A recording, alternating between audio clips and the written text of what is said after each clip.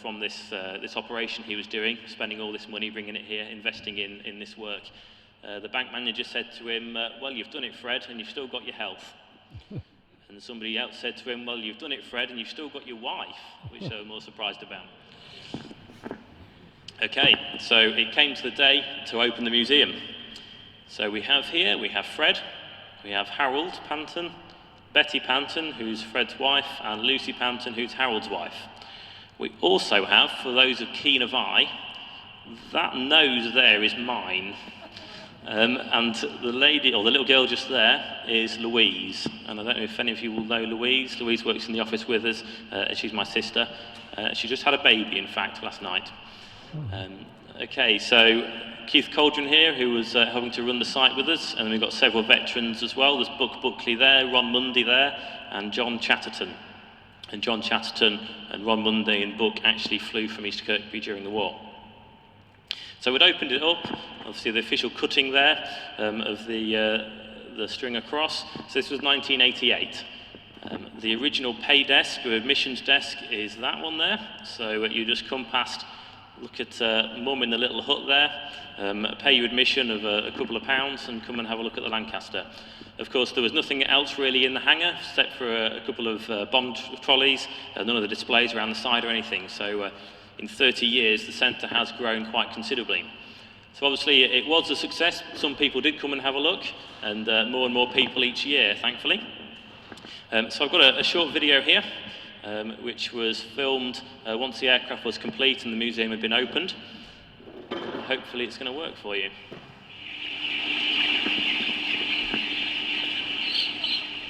Lincolnshire brothers Fred and Harold Panton have made their fortune chicken farming. Tucked away in another shed, however, a much larger bird takes pride of place.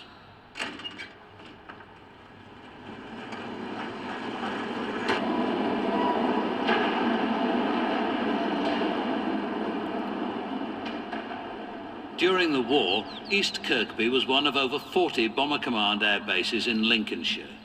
The Panton brothers preserved the aerodrome as a home for their prized possession, a 1945 Avro Lancaster. Well, we did live here as lads during the war, during the blackout, of course, and we can remember the Lancasters taking off and going on bombing raids and going back early mornings, and it's always a strange feeling to me to come out the house when it was pitch black and see the runway with a flare path lit up. That's the relevance of this Lancaster being here today, I suppose. We feel so proud of those men that in the 50 years ago, what they was doing, because we saw it with our own eyes. And as I keep repeating myself, you cannot speak highly enough of those chaps, because they would have gone of those bombing raids, even if they knew they weren't going to come back. In fact, half of the young men in Bomber Command didn't come back from operations. Fred and Harold's brother, Chris, was amongst them. Sure, if it wasn't for my brother Chris, none of this would have happened today. Well, he got lost on the worst raid during the war, the Nuremberg raid on the 30th and 31st of March 1944. He's on his last operation. When we look at this aircraft, we think of someone. That's what it's all about.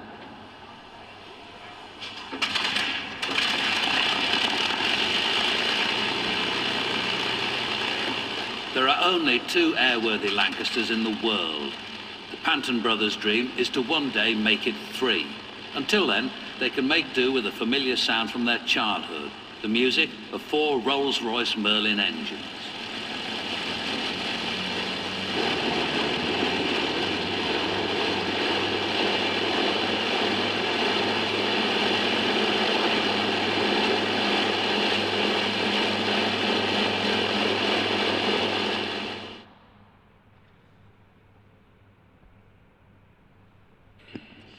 So here we have it, the aircraft completed.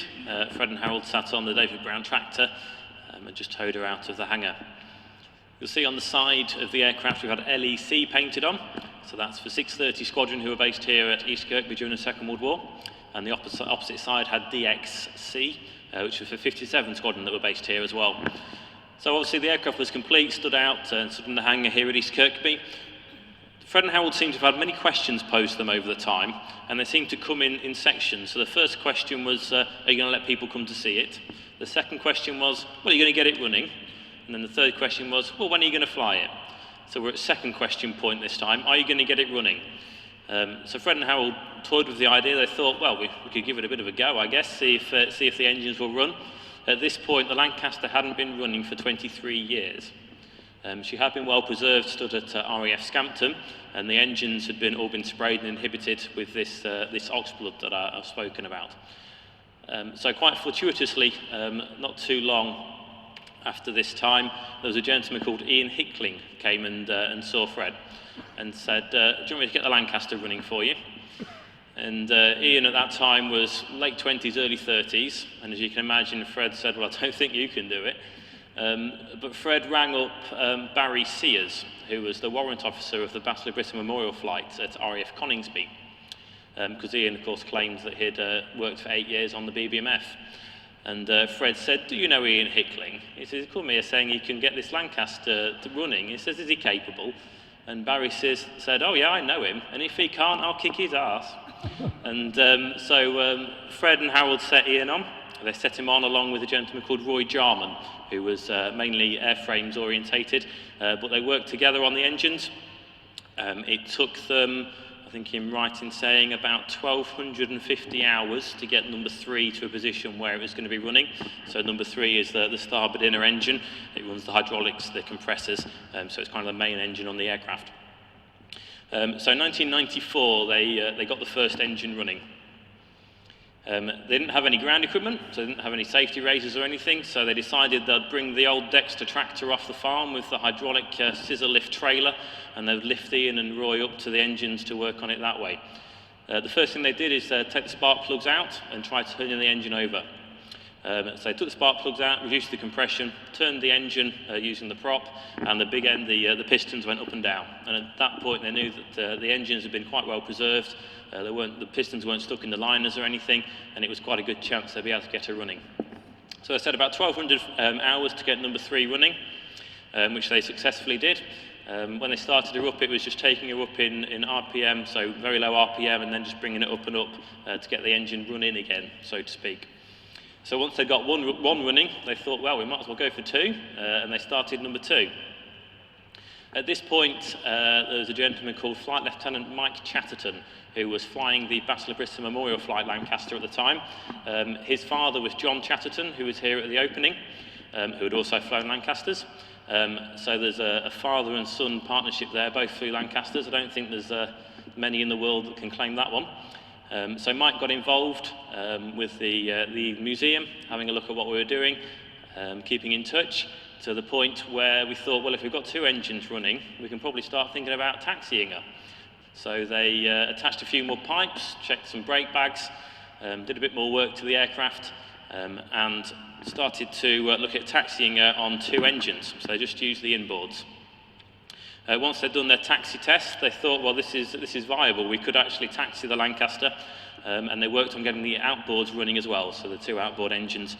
And all the engines were really running within about 6-month period, so it's quite a short period to getting the aircraft live again. So we'll move on to the next little video that I have. Responsibility for taxiing such a unique aircraft had to be undertaken by an experienced Lancaster pilot. There was only one man for the job. The idea of actually operating 2 Lancasters is obviously fantastic. I feel very honoured to be able to operate 1, but to actually operate 2 and within such a short distance. But this one's, I would say, is even more important to me in that it's such a family connection, in that my father used to operate and fly Lancasters from here 50 years ago, and to be able to do the same with another Lancaster at the same airfield just 50 years later, it's a thing that nobody would ever have dreamt of, I imagine.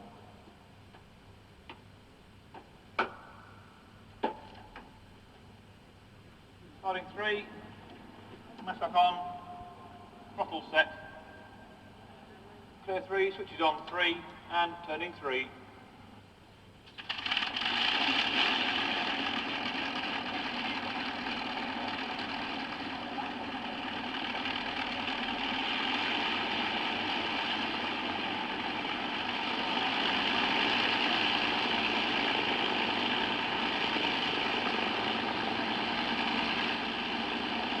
start in 2, back up on 2, throttle correct, on 2, 2, and then in 2.